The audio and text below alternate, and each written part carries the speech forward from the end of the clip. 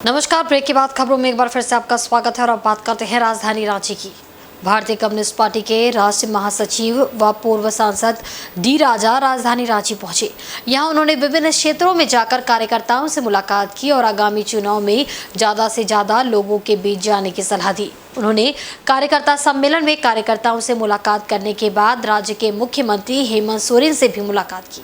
मुख्यमंत्री हेमंत सोरेन से मुलाकात करने के बाद सोमवार को डी राजा ने एक प्रेस वार्ता करते हुए बताया कि किस प्रकार से चुनाव में भारतीय जनता पार्टी को पटखनी देखनी है।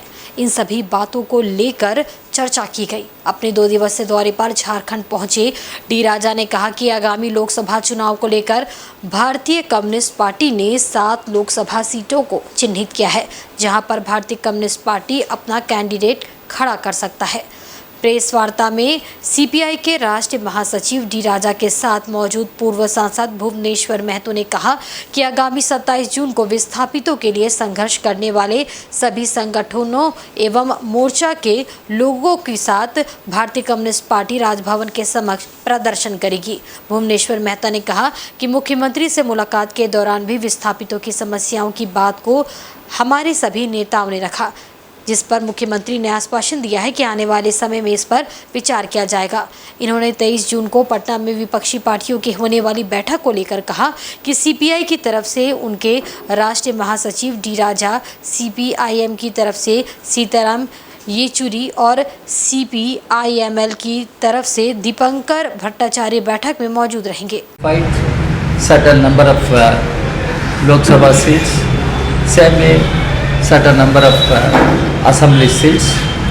We will negotiate with other like-minded parties. We will negotiate and we will try to bring the partners or like-minded parties together and have mutual accommodation, because we think even though the primary objective at national level is to defeat BJP, but it has to be done at state level. In every state, there the political parties, secular democratic parties must be realistic, and must be mutually accommodating to each other. घर बना रहे हैं गरीब लोग, या फिर वो जो जिनका आवास, इंदिरा आवास या प्रधानमंत्री आवास मिलता है, वो तिगुने चुगुने दाम में मालूम करना पड़ता है। फिर ये जो जगह जगह पर कंपनी लोग जमीन का अधिग्रहण कर रहे हैं, चाहे अडानी हो, डालमिया हो, हिंडाल्को हो, और दूसरे कंपनी, चाहे वो सिंहपुर रेलवे स्टेशन है, सिंहपुर कटौतिया रेलवे स्टेशन, जयमाला प्लॉट, वो सीधे कहते हैं गवर्नमेंट जमीन जिसको परसों से कई दशकों से दखल में है, कागज पत्र है, उसको मुआवजा नहीं। इन बातों को लेकर के आंदोलन चल रहा है सिमरिया में, हजारीबाग के आपको बड़का गाँव में अडानी के खिलाफ चल रहा है, महीनों से चल रहा है। हमने तय किया है कि 27 जून को लेफ्ट पार्टी विस्थापित संघर्ष मोर्चा, जिसमें कई विस्थापित और विस्थापन के खिलाफ लड़े संगठन साथ में है, सबको मिला करके एक महाधरना राजभवन के सामने देंगे। इधर झारखंड एकेडमिक काउंसिल के कार्यालय के समक्ष इंटर की परीक्षा में फेल हुए छात्रों ने जमकर हंगामा किया। उसके बाद छात्रों को शांत कराने के लिए पुलिस प्रशासन द्वारा लाठियां चटकाई गई। इसे लेकर देर तक जैक कार्यालय समेत आसपास अफरा तफरी का माहौल बना रहा। मामला झारखंड एकेडमिक काउंसिल द्वारा बीते 13 जून को जारी किए गए 11वीं की परीक्षा परिणाम से जुड़ा है, जिसमें असफल छात्र पिछले कई दिनों से जैक कार्यालय के समक्ष पहुंचकर अपनी मांगों से काउंसिल को अवगत करा रहे हैं। इन छात्रों ने परीक्षा परिणाम में त्रुटि का आरोप लगाकर सोमवार दिन के दूसरे पहर जमकर हंगामा किया, जिसके बाद हंगामा कर रहे छात्रों को शांत कराने के लिए प्रशासन द्वारा लाठियां चटकाई गई। दरअसल इंटर में फेल हुए छात्रों का आरोप है कि ज़्यादा प्रतिशत में अंक लाने के बावजूद कई छात्र फेल हुए हैं। इसे लेकर ही छात्र जैक कार्यालय पहुंचे थे। इसी दौरान जैक के अधिकारियों के द्वारा समझाने के बाद भी छात्र हंगामा कर रहे थे, जिसके बाद मौके पर पहुंची पुलिस ने हल्का बल प्रयोग कर छात्रों को शांत कराया। वहीं पुलिस ने इस दौरान लाठियां भी चटकाई और 6 छात्रों को हिरासत में लिया है। इधर पुलिस के लाठीचार्ज को लेकर देर तक मौके पर अफरा तफरी का माहौल बना रहा।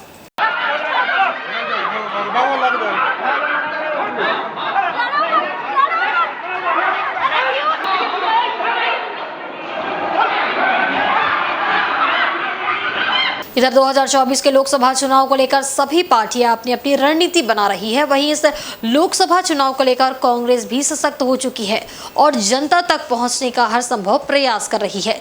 इसी कड़ी में प्रदेश की युवा कांग्रेस की ओर से भगवान बिरसा मुंडा के जन्म स्थली उलीहातू से बाबू वाटिका मोराबादी तक पदयात्रा निकाली गई।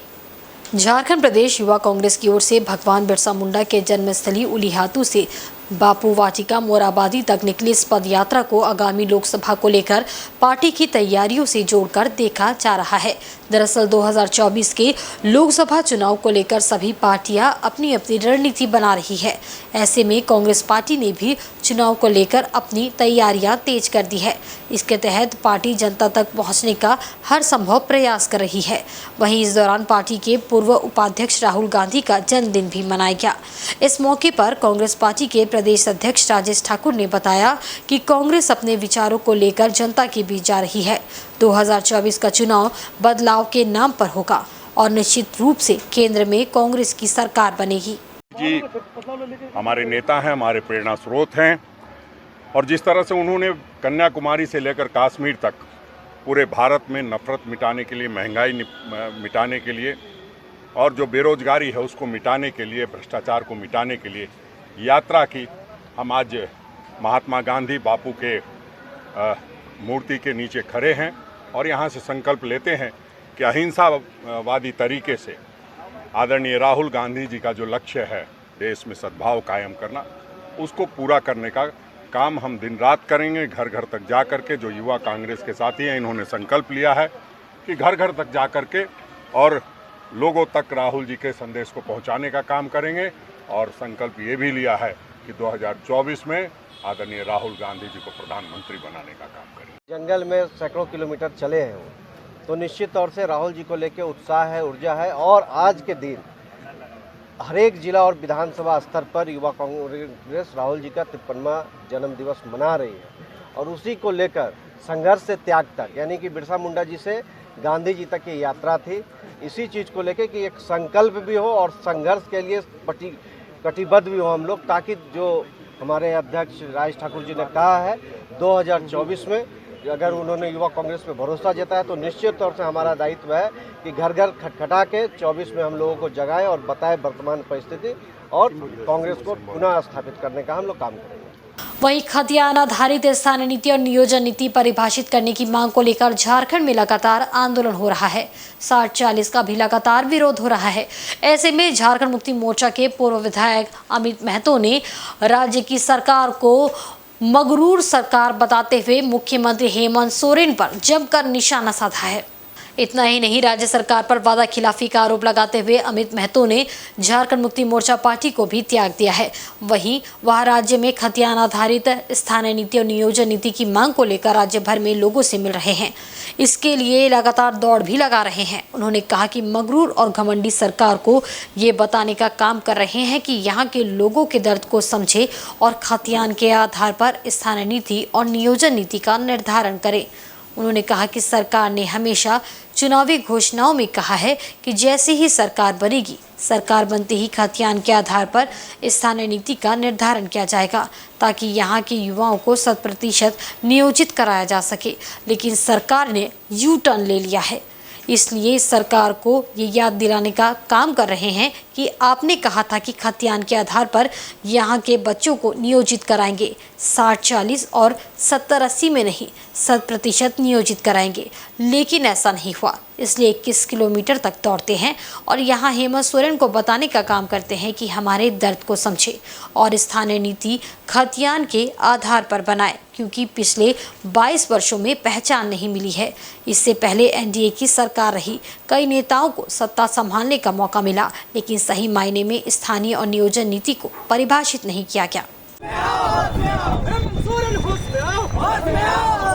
चलो चलो चलो चलो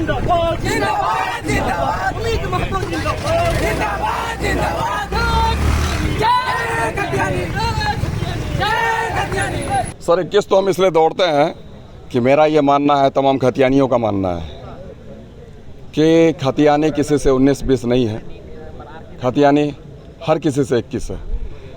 इसलिए हम लोग सर रोज़ के रोज़ 21 किलोमीटर दौड़ते हैं और अपने पैरों को दर्द देते हुए अपनी दर्द को बयां करते हैं। यहाँ की जो सत्तासीन सरकार है, मगरूर सरकार है, घमंडी सरकार है, उसको ये बताने का काम करते हैं कि आप हमारी दर्द को समझें, हमारी व्यथा को समझें और खतियान के आधार पर स्थान नीति, नियोजन नीति का निर्धारण करें।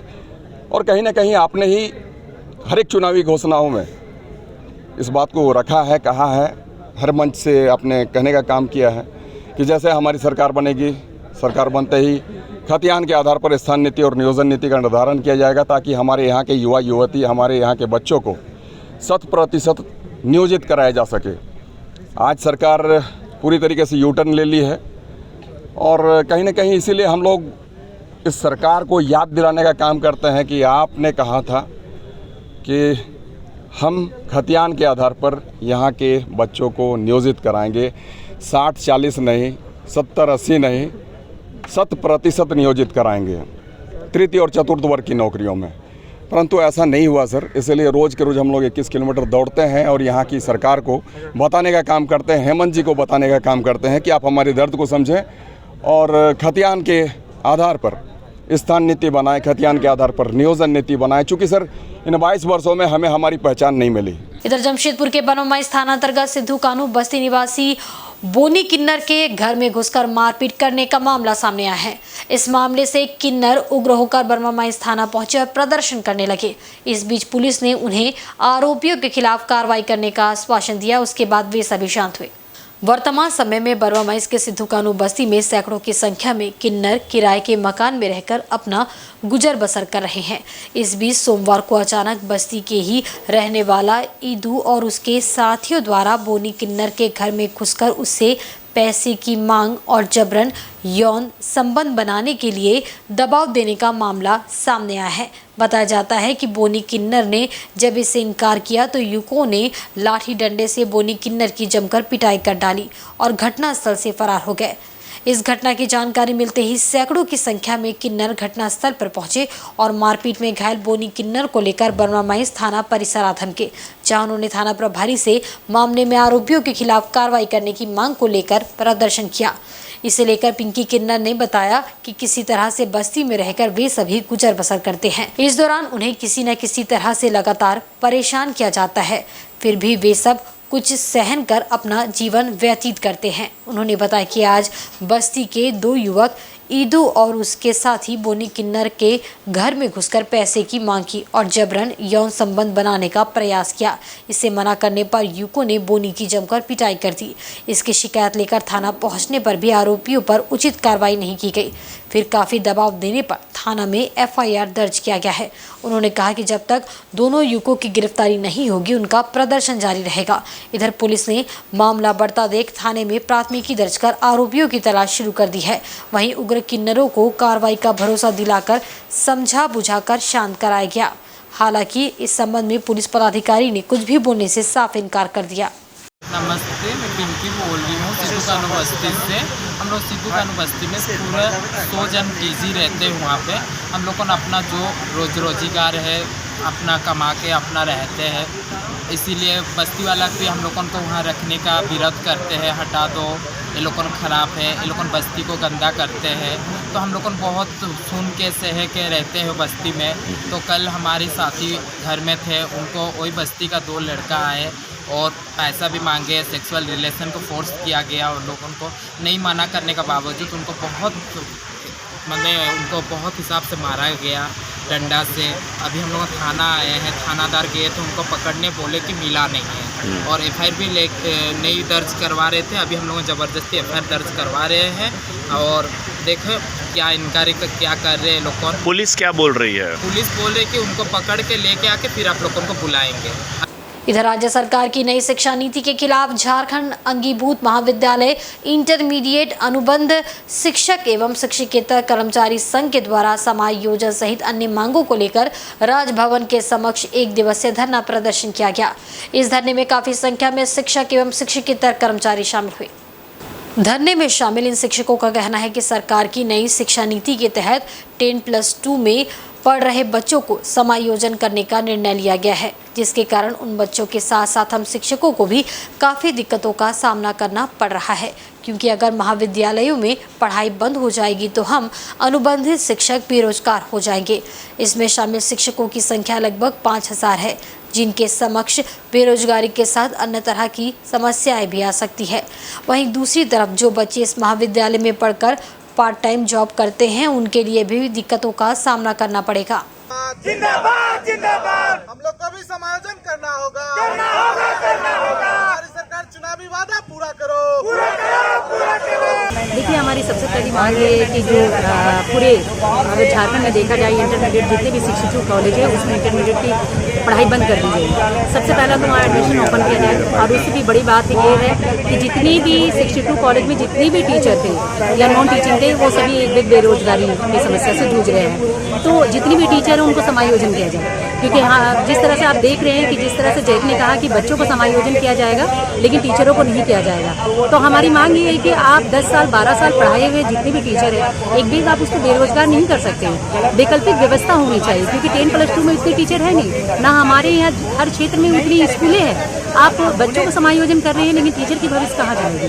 तो सरकार से हमारी ये मांग है कि हमें जल्द से जल्द समायोजन किया जाए, ताकि हम कहीं ना कहीं एक टीचर भी अपने जीवन यापन का एक रोजगार पाए। सरायकेला जिले के चांडिल अनुमंडल क्षेत्र अंतर्गत चौका पुलिस को अफीम तस्करी के खिलाफ चलाए जा रहे अभियान में सफलता मिली है। पुलिस ने जंगल क्षेत्र से अफीम की खरीदारी कर पैकेट बनाकर बेचने वाले 2 तस्करों को चेक नाका लगाकर गिरफ्तार किया है। पुलिस की गिरफ्त में आने वालों में चौका थाना क्षेत्र अंतर्गत झाबरी गांव का रहने वाला सोमा सिंह मुंडा उर्फ सोमाई मुंडा और लखींद्र महतो शामिल है।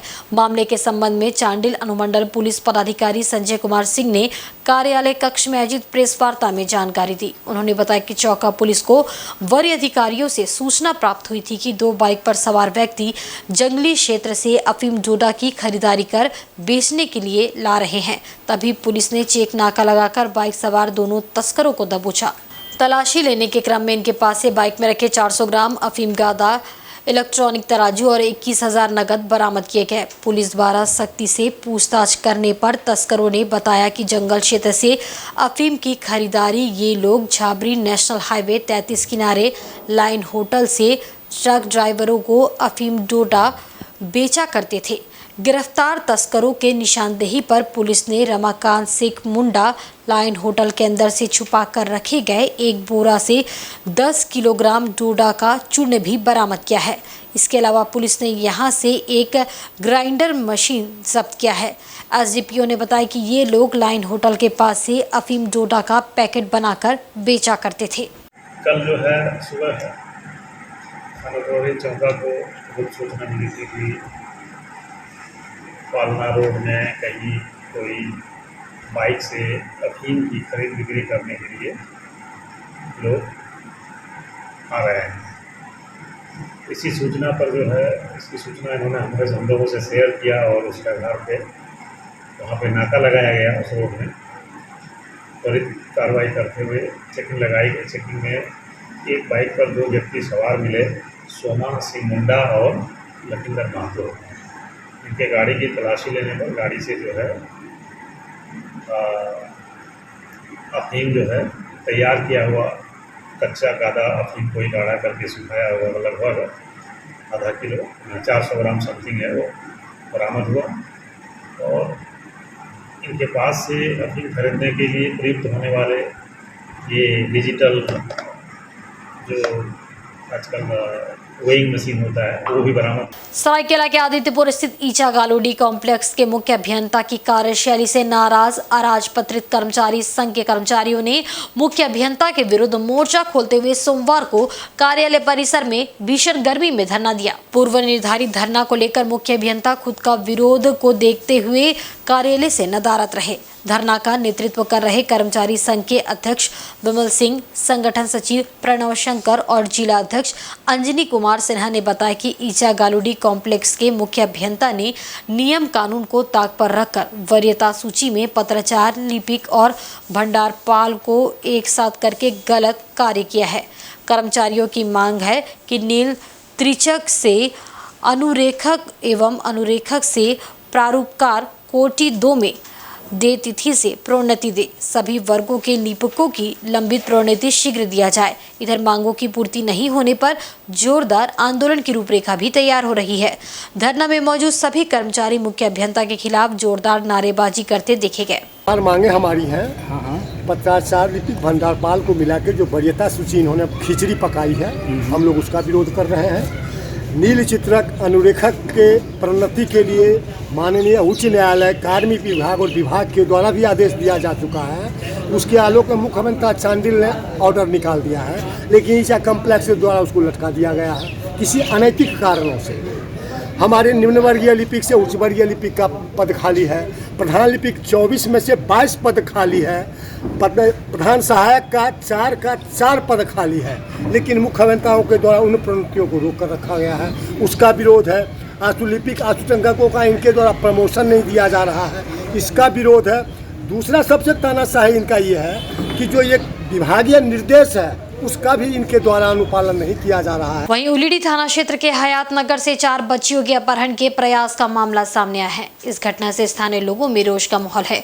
उन्होंने इस मामले को लेकर एक बैठक की, जिसमें कांग्रेस के नेता पप्पू सिंह भी शामिल हुए। इस बैठक में घटना को लेकर चिंता जताते हुए ये फैसला लिया गया कि मामले की शिकायत उलीडी थाने में की जाए। उसके बाद बस्तीवासी उलीडी थाना पहुंचे और मामले को लेकर शिकायत की। घटना के बारे में बताया जाता है कि रविवार दिन के दूसरे प्रहर 4 बच्चियां मदरसा जा रही थी, तभी बाइक से आए युवकों ने उनका अपहरण करने की कोशिश की। इस बीच बच्चियां शोर मचाते हुए किसी तरह वहां से बचकर भाग निकली और अपने घर जाकर घर वालों को इसकी जानकारी दी। बस्तीवासी मोइज अनवर ने बताया कि शनिवार की देर रात नौशाद के घर में फायरिंग भी हुई। लोगों ने उलीडी थाना पुलिस से मांग की है कि मामले की जांच कर उचित कार्रवाई की जाए। बैठक में काफी संख्या में बस्ती के लोग मौजूद रहे। बैठक होने के बाद हर दिन कोई ना कोई घटना हो रहा है। लगभग 6 महीना से किसी कभी चैन छिनताई हो जा रहा है, कभी किसी की हत्या हो जा रहा है। और कल एक दुर्घटना हुआ कि एक व्यक्ति बच्चे को किडनैप करने के लिए, बच्चा को चोरी करने के नियत से आया था, जिसके लेकर के हम लोग उसका विरोध करने भी थाना जा रहे हैं और थाना में जा कर के उसका FIR कराएंगे और थाना से फिर उसके बाद जो होगा आगे उचित कार्रवाई होगा। उसी रात को, कल ही रात को एक व्यक्ति जिसका नाम है, क्या नाम है, नौशाद के घर में गोली चला है रात के 2 बजे। मुन भाभी के घर पे गोली चला है। इसलिए करके हम लोग ये देखिए, ये महिला है, ये महिला के घर में गोली चला है। तो इसलिए करके हम लोग चाहते हैं कि पुलिस इसका कार्रवाई करे, कार्रवाई करके इसका उचित रास्ता निकाले। विश्व में शांति और विश्व के कल्याण के लिए जमशेदपुर के सांची शीतला मंदिर प्रांगण में लक्ष्मी महायज्ञ का आयोजन किया गया है, जो 27 जून तक चलेगा। इस यज्ञ के पहले दिन कलश यात्रा निकाली गई, जिसमें 551 महिलाएं शामिल हुई। इस लक्ष्मी महायज्ञ के आयोजन को लेकर पूरे क्षेत्र का माहौल धार्मिक भक्ति में बना हुआ है।